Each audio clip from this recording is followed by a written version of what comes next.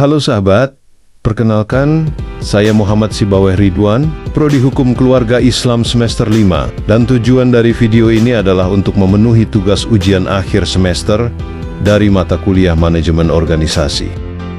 Baiklah, tanpa banyak basa-basi, organisasi yang sukses tidak hanya bergantung pada visi dan misinya, tetapi juga pada bagaimana tugas dan tanggung jawab dalam organisasi dirancang. Inilah yang disebut dengan job design atau perancangan kerja. Job design adalah proses pengaturan tugas, tanggung jawab, dan alur kerja untuk setiap peran dalam organisasi. Tujuannya adalah menciptakan pekerjaan yang efisien, produktif, dan memotivasi. Kita masuk pada materi yang pertama, mengapa perancangan kerja itu penting? Perancangan kerja yang baik memberikan manfaat besar bagi organisasi, seperti 1. Meningkatkan produktivitas.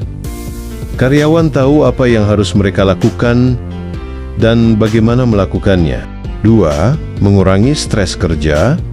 Dengan pembagian tugas yang adil dan terstruktur, beban kerja menjadi lebih terkendali. 3. Meningkatkan kepuasan karyawan. Pekerjaan yang dirancang dengan baik membuat karyawan merasa dihargai. Selanjutnya kita masuk pada materi yang kedua, yaitu komponen utama dalam perancangan kerja. Terdapat beberapa elemen penting dalam perancangan kerja. Tugas atau task. Apa yang harus dilakukan karyawan? Lalu, hubungan kerja atau work relationships. Dengan siapa karyawan harus berkolaborasi?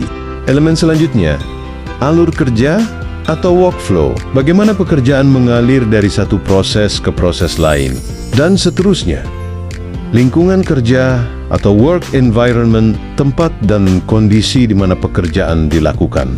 Dan elemen yang terakhir, otonomi atau otonomi. Seberapa besar kebebasan yang dimiliki karyawan untuk menyelesaikan tugasnya?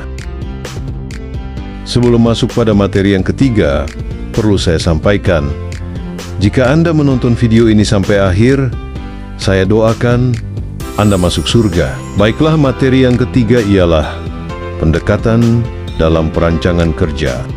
Terdapat beberapa pendekatan utama dalam perancangan kerja. Yang pertama, pendekatan mekanis. Fokus pada efisiensi dengan tugas-tugas yang terstandarisasi. Cocok untuk pekerjaan dengan volume tinggi dan repetitif. Dan pendekatan yang kedua, pendekatan motivasi, mengutamakan kepuasan kerja karyawan dengan memberikan tantangan dan variasi dalam tugas. Lalu pendekatan yang terakhir ialah pendekatan ergonomis, menciptakan pekerjaan yang nyaman secara fisik dengan mempertimbangkan faktor kesehatan dan keselamatan. Materi selanjutnya atau topik selanjutnya, atau pembahasan selanjutnya, atau apapun itu, yang keempat adalah langkah-langkah dalam perancangan kerja. Proses perancangan kerja melibatkan beberapa langkah. Yang pertama, analis pekerjaan, memahami tugas dan tanggung jawab setiap posisi.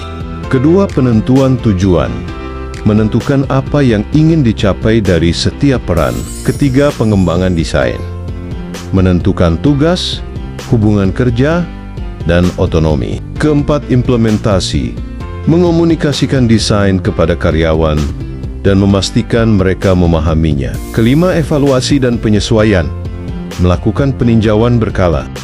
Lalu, mengapa perancangan kerja itu esensial?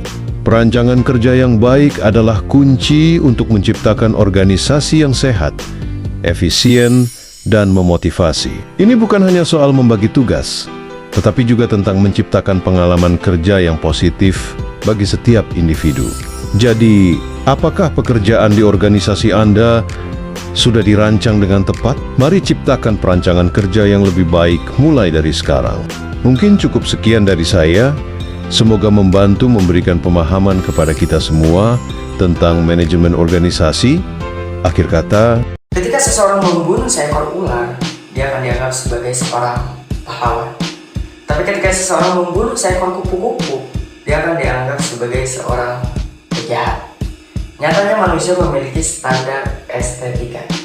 Baik dan buruk dikaji dengan etika, Benar dan salah dikaji dengan logika, indah dan jelek dikaji dengan estetika. There's something bad about